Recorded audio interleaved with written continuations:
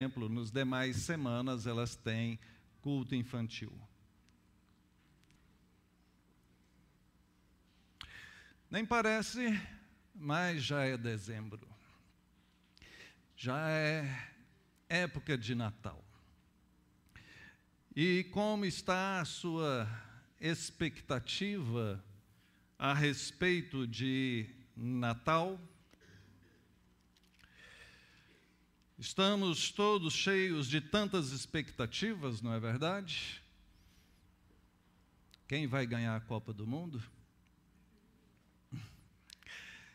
Como vai ficar o futuro político do nosso país? Talvez você esteja com várias outras expectativas a respeito das suas férias, do seu trabalho, da sua família, do seu relacionamento amoroso, ou coisas do tipo. Mas como está a sua expectativa a respeito das coisas de Deus?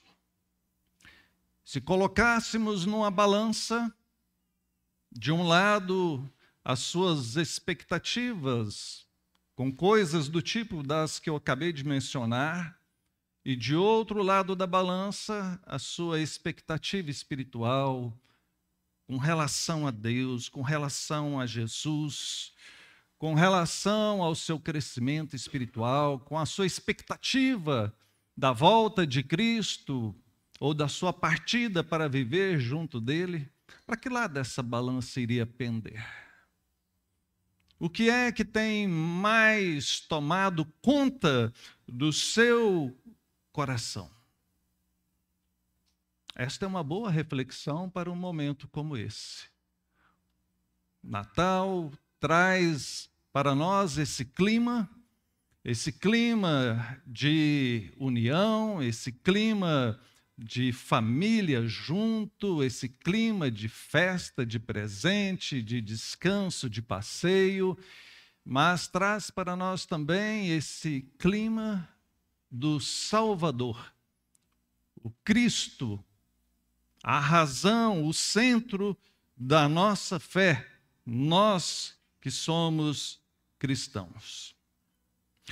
O texto de hoje está em Lucas, no capítulo 2, a partir do verso de número 36. Por favor, me acompanhe na sua Bíblia.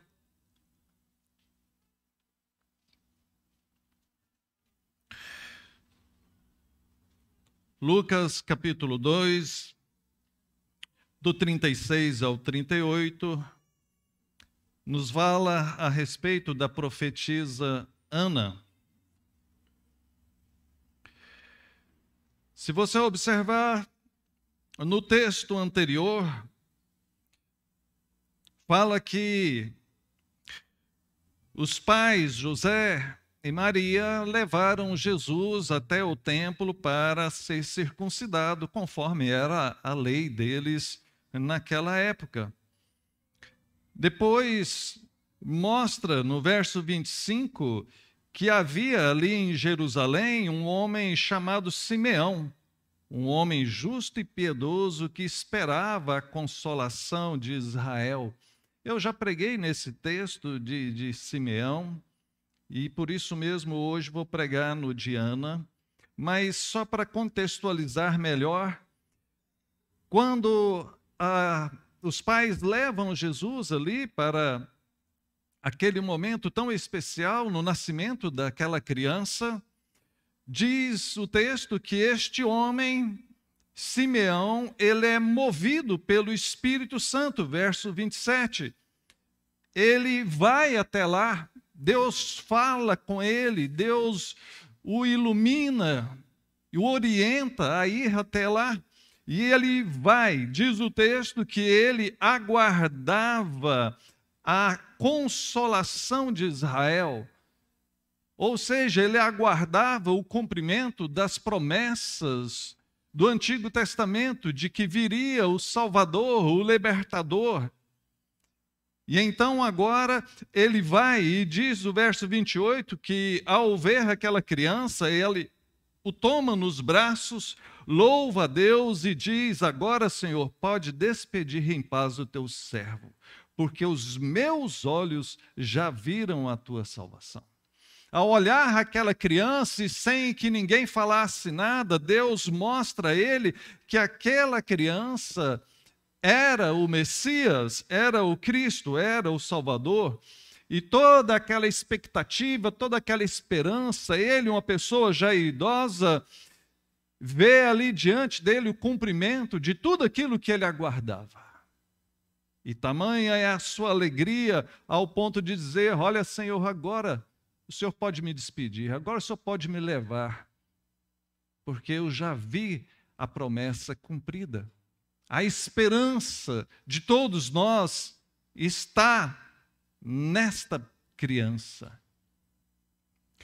E o verso 36, então, agora, diz que também havia ali uma profetisa, chamada Ana, filha de Fanuel, da tribo de Azer, avançada em dias, que vivera com seu marido 7 anos, desde que se casara, e que era viúva de 84 anos. Esta não deixava o templo, mas adorava noite e dia em jejuns e orações. E chegando naquela hora, dava graças a Deus e falava a respeito do menino a todos os que esperavam a redenção de Jerusalém. O texto, então, nos mostra 2 pessoas, um homem, Simeão, uma mulher, Ana, ambos numa situação semelhante, assim como tantos outros naquela mesma época que aguardavam, que eram dedicados a Deus e aguardavam o cumprimento das profecias do Antigo Testamento. E agora os 2 identificam isso acontecendo. É aquele momento maravilhoso quando nós estamos aguardando algo, quando passa-se dias, passa semana, meses, anos, e aquilo parece que não acontece, parece que Deus não age, parece que Deus não está ouvindo. E quando aquilo acontece, brota em nós uma alegria profunda, um júbilo tremendo de ver Deus cumprindo ali a boa palavra que havia dito. É esta alegria que toma conta deles. E essa expectativa é que deve permanecer em cada um de nós. Porque o perigo é que, ao demorar o Senhor, se é que poderíamos dizer isso, ao tardar a resposta às nossas orações, ou ao demorar aquilo que estamos aguardando de Deus, somos tentados muitas vezes a desanimar nessa caminhada cristã. E quando isso acontece em nós, nós começamos a banalizar as coisas de Deus. Começamos a orar mecanicamente, vamos deixando de lado a leitura bíblica e a nossa própria vida na igreja já se torna meio esporádica, já passamos a vir na casa do Senhor só algumas poucas vezes, e quando aqui viemos, quando aqui chegamos, participamos de uma maneira meio irreverente. Isso acontece porque às vezes começa a fugir de nós essa expectativa do encontro do Senhor, do cumprimento das promessas do Senhor. E é isso que eu espero que Deus renove na sua vida, no seu coração, nesta época de Natal. Diz o texto que havia ali uma profetisa chamada Ana. O texto dá nome a esta personagem, assim como deu a Simeão, mas numa época tão distante, há quase 2000 anos atrás, uma época e uma sociedade onde muitas mulheres eram ignoradas, mas o texto deixa claro e cita esta mulher e ainda diz que ela era uma profetisa. E, claro, existiam sim profetisas e tantas outras mulheres proeminentes, e as Escrituras vão nos mostrar isso. E quando fala a respeito de profecia, nós falamos a respeito daquele que anuncia aquilo que ouve de Deus. E se nós pensarmos hoje em dia, quem são os profetas, quem são as profetisas, eu perguntaria a você, você tem ouvido a voz de Deus? Você tem ouvido a palavra de Deus? Se você tem ouvido a palavra de Deus e você transmite essa palavra a outras pessoas, o que você está fazendo? Você está profetizando. Profetizar é anunciar a palavra de Deus. Então, nós fazemos isso todas as vezes que falamos a respeito da palavra do Senhor. Mas observe, falando especificamente desta mulher, mostra detalhes a respeito dela, mostra detalhes a respeito da sua família. Menciona aqui até de qual tribo que ela vem. Lembrando das tribos de Israel, ela vem da tribo de Azer.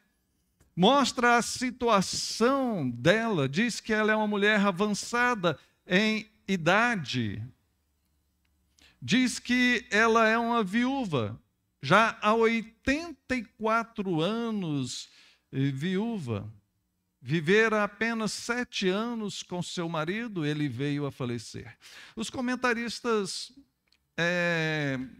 ficam divididos aqui, se 84 anos era a idade total dela, ou se 84 anos que ela estava viúva. Se assim fosse, ela teria mais de 100 anos, então ficamos com a possibilidade maior de que 84 seria a idade total dela. Mas isso não interfere no fato. O fato é que é uma mulher batalhadora. Uma mulher, como tantas outras no nosso meio, que teve pouco tempo com seu marido e uma viuvez muito grande, aonde teve que ali batalhar sozinha para cuidar da sua vida, quem sabe cuidar de filhos, cuidar do seu próprio sustento.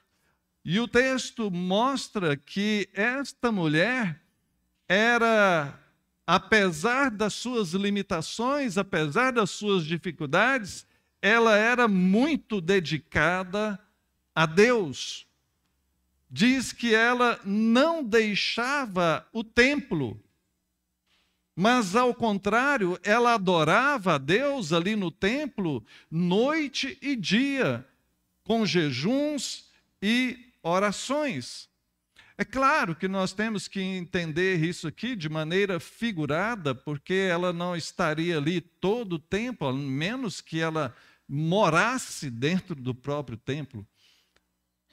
Agora, o texto, ao mencionar dessa forma, que ela adorava noite e dia, mostra que de contínuo ela estava presente ali.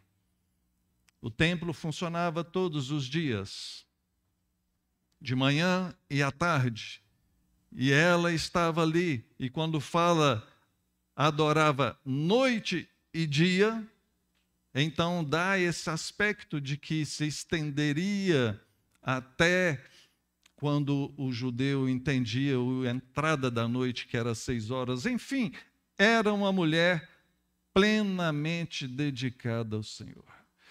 Sabe, queridos, isso não te deixa meio constrangido?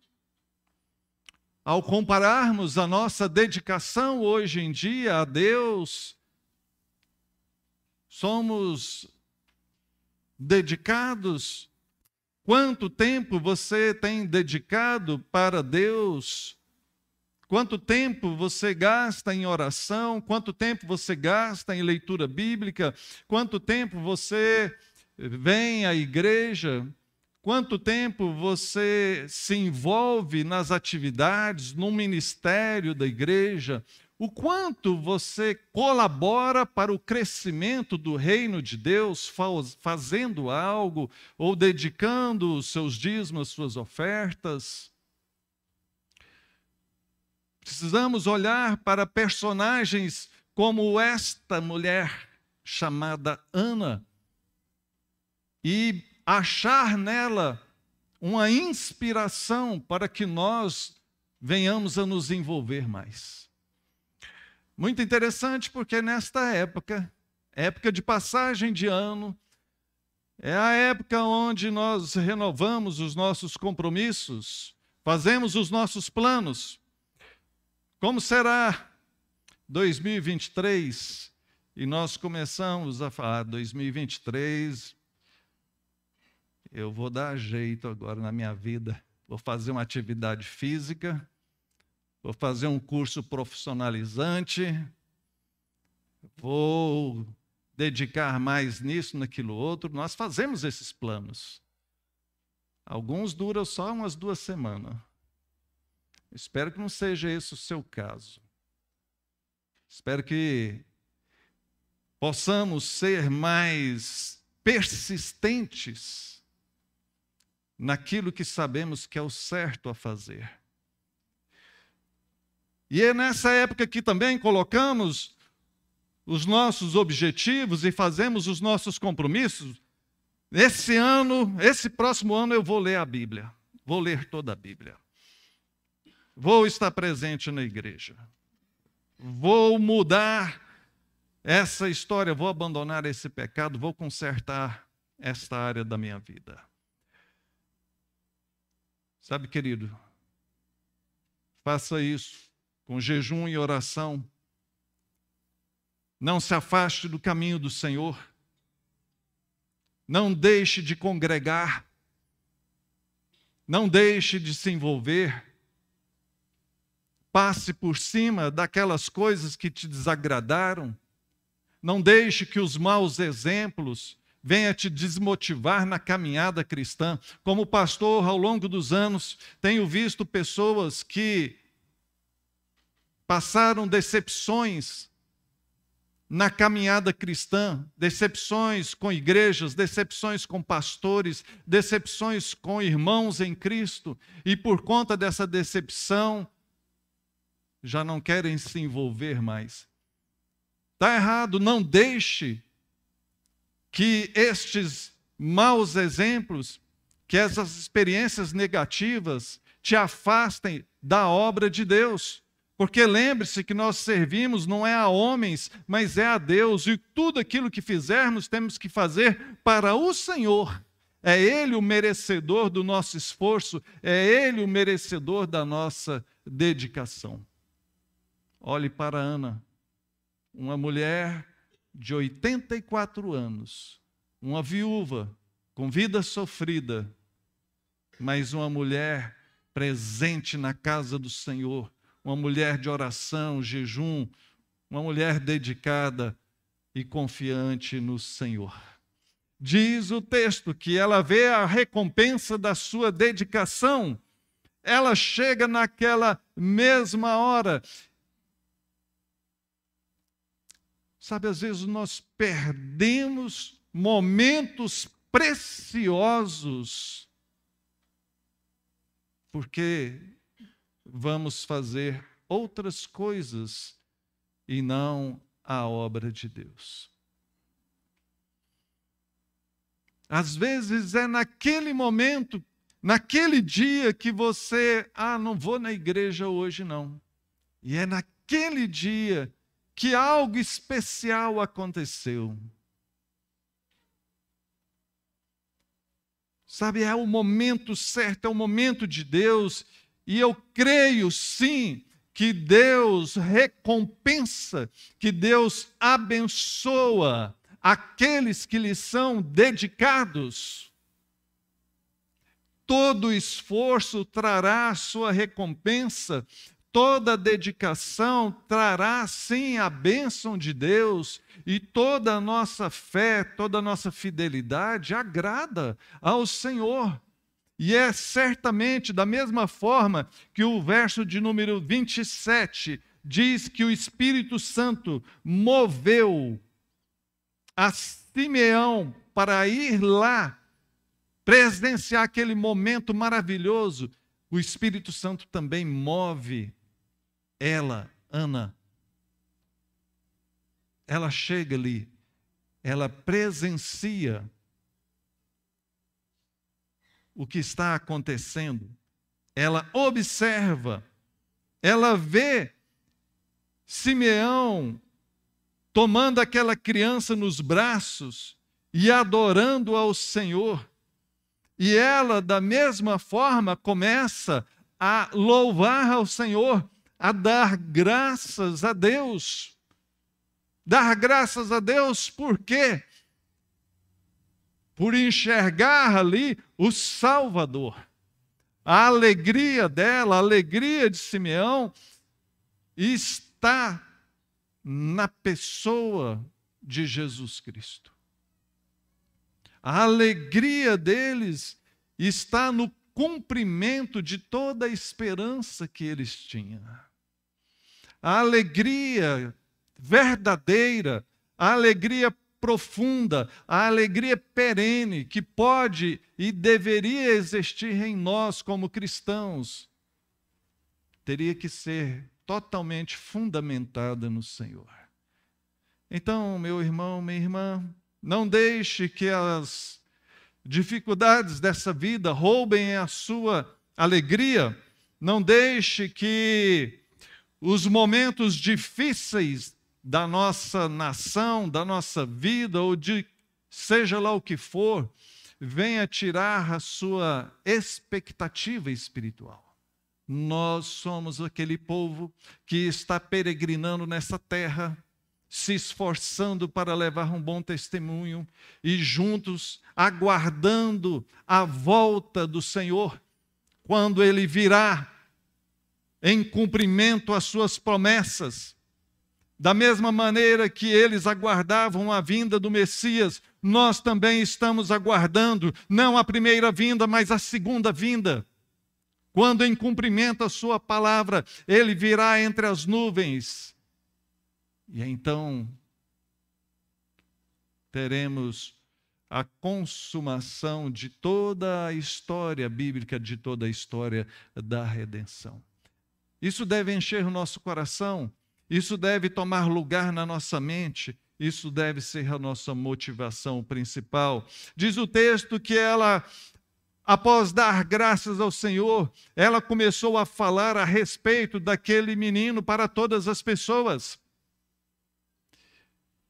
Ela não conseguiu conter a sua alegria. A alegria dela transbordou para as demais pessoas. E a nossa alegria precisa também contagiar outras pessoas.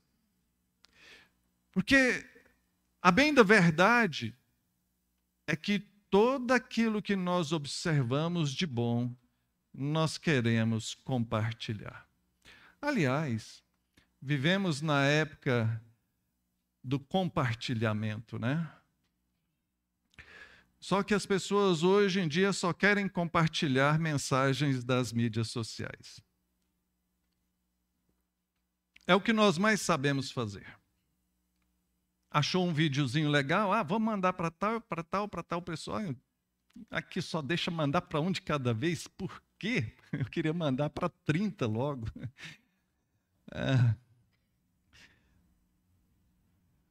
E a mensagem da salvação. E o Messias, o Cristo, e o significado do Natal, de que o Cristo, que o Salvador veio ao mundo, nós já não estamos mais perdidos, nós fomos encontrados, porque Ele, o bom pastor, veio atrás de nós, nos pegou e levou para si. estamos no seu aprisco, estamos na sua presença, estamos guardados, protegidos por Ele. Mas Ele, o bom pastor, continua buscando o restante das suas ovelhas desgarradas. E nós somos chamados e comissionados a anunciar o evangelho da salvação, a anunciar as boas novas de que o Salvador está em busca daqueles que lhe pertencem. Ana se encheu de alegria ao ver a sua expectativa cumprida e começou a falar a respeito daquilo para todas as pessoas, em especial para os que esperavam a redenção de Jerusalém, para os que esperavam o cumprimento da promessa. E aqui, nesse final, nesta última frase, traz para a nossa memória a ideia daqueles que realmente pertencem ao Senhor. Sabe, queridos, nós não sabemos quem são os escolhidos do Senhor. E não é a nossa obrigação identificar quem são esses escolhidos. A nossa obrigação é falar para todos. E à medida que vamos falando, vai sendo revelado quem são esses eleitos do Senhor. Quando você fala de alguma coisa para alguém, aquela pessoa pode gostar ou não. É sempre assim a história. Você vê algo bom, você pensa em algo bom e você vai e fala com alguém, aquela pessoa joga um balde de água fria, ela não tem interesse por aquilo, ao passo que você fala a mesma coisa para outra pessoa e aquela pessoa, poxa, que coisa boa, ela valoriza aquilo. Ao anunciarmos o evangelho da salvação, nós estamos como o semeador que saiu a semear, nós vamos lançando a palavra e Deus, Ele vai mostrando, revelando aqueles que vão aceitar, aqueles que vão ser iluminados. Então, a nossa tarefa é dar graças ao Senhor, estar presente na obra do Senhor e falar a respeito do Senhor.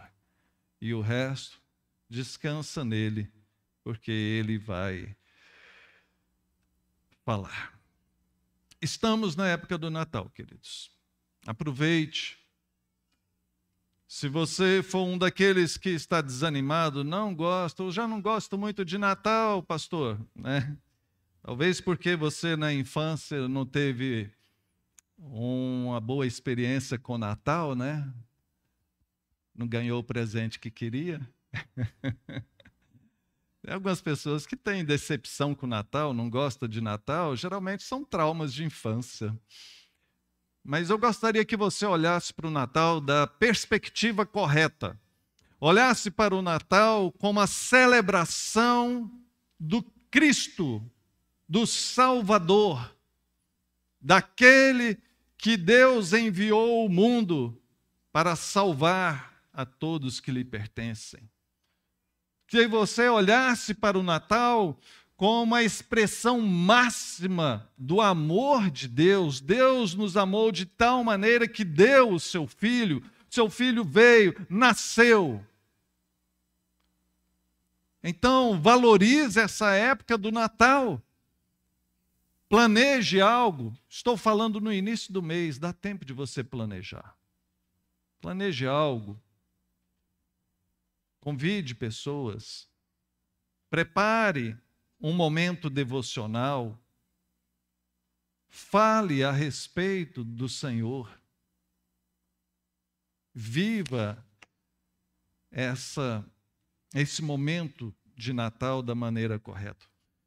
Sejamos gratos pela salvação, que haja em nós essa expressão verdadeira de gratidão a Deus, que possamos relembrar a bondade, a misericórdia do Senhor sobre nós,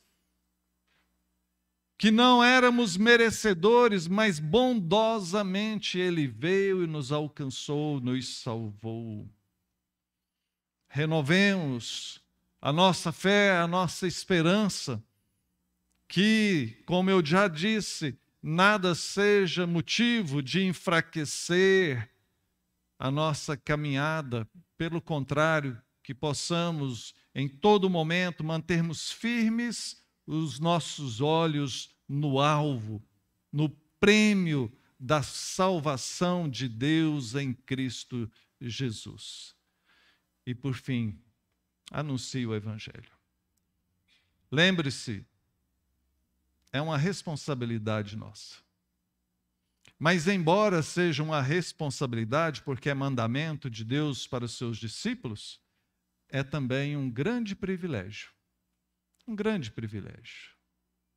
A Bíblia chega ao ponto de dizer que os anjos desejavam fazer isso. Mas Deus deu à sua igreja essa tarefa de anunciar o Evangelho. Então, façamos isso com dedicação e com alegria. E que Deus nos abençoe. Vamos orar? Pai, bendito seja o Senhor. Nós queremos te louvar por esta época de Natal, te louvar por teu grande amor, enviando teu Filho amado, Jesus Cristo, nosso Senhor, a este mundo. Muito obrigado, porque somente assim nós podemos ser salvos. Louvado, bendito seja o Senhor. Abençoe a cada um aqui para que entenda o verdadeiro sentido do Natal e que possamos, ó Deus, ter esse tempo de renovo, de renovação na nossa fé, na nossa esperança e na nossa dedicação a Ti. Que assim seja para a Tua honra e glória, em nome de Jesus. Amém. Amém. Nós teremos o momento da ceia do Senhor. Eu peço aos presbíteros que estejam aqui à frente comigo, por favor.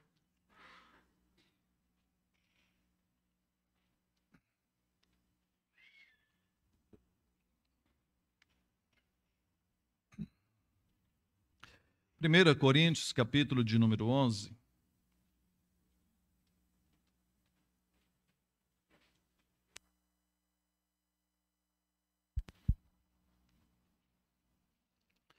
Primeira Coríntios, capítulo de número 11. A partir do verso de número 23.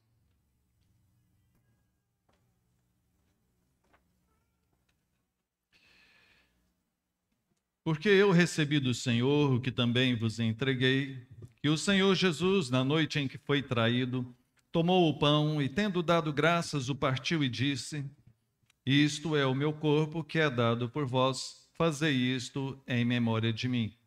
Por semelhante modo, depois de haver ceado, tomou também o cálice, dizendo: Este cálice é a nova aliança no meu sangue, fazei isso todas as vezes que o beberdes, em memória de mim. Porque todas as vezes que comerdes este pão e beberdes o cálice, anunciais a morte do Senhor até que ele venha.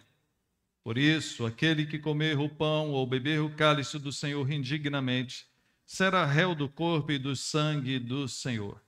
Examine-se, pois, o homem a si mesmo, e assim coma do pão e beba do cálice. Pois quem come e bebe sem discernir o corpo, come e bebe juízo para si. Eis a razão porque há entre vós muitos fracos e doentes, e não poucos que dormem. Hoje pela manhã, na escola bíblica, na sala que eu sou professor, nós estudamos sobre esse texto, em especial sobre a questão da participação indigna na ceia do Senhor. Se você desejar esse estudo, ele está no site da nossa igreja, na apostila de temas polêmicos, ou você pode entrar em contato comigo, que eu disponibilizo para você estar lendo o estudo também, tirando as suas dúvidas. Mas veja, o texto mostra, e a Bíblia vai nos ensinar como um todo, que o Senhor é quem nos justifica. Nós somos chamados justos. A Bíblia fala dos justos e dos injustos, dos santos e dos ímpios. E aquilo que separa, aquilo que torna justo, é o sacrifício de Jesus. Não são os nossos atos. Seríamos e somos plenamente incapazes de nos tornar perfeitos, justos ou dignos de chegar à presença do Senhor pelos nossos próprios atos.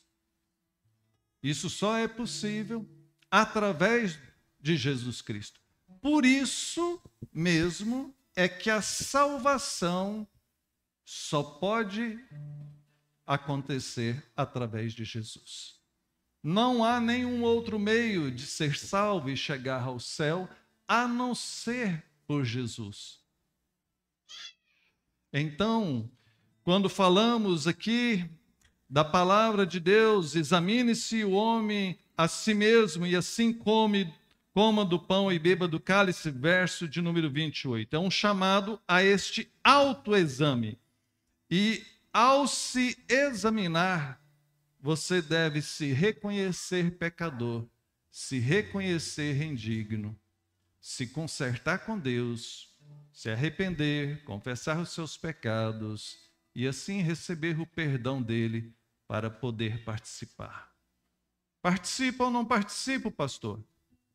Se você é um cristão convertido, já foi batizado, está em plena comunhão com Deus e com a igreja, não está debaixo de nenhuma disciplina, você deve participar.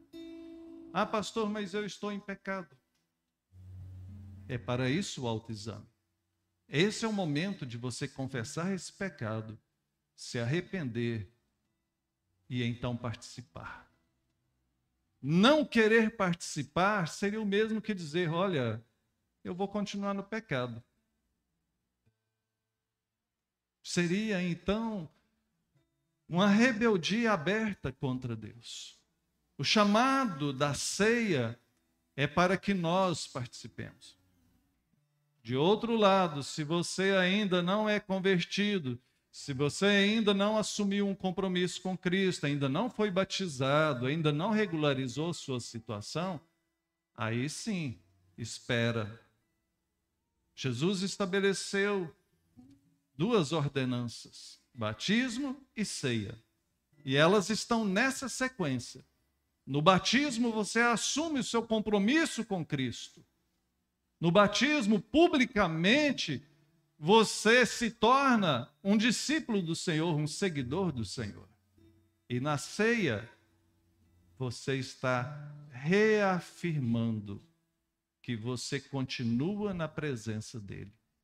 Então, primeiro o batismo, para depois a ceia. Pensando nisso, queridos, vamos ter esse momento de oração, esse momento de nos consertarmos e nos prepararmos para participar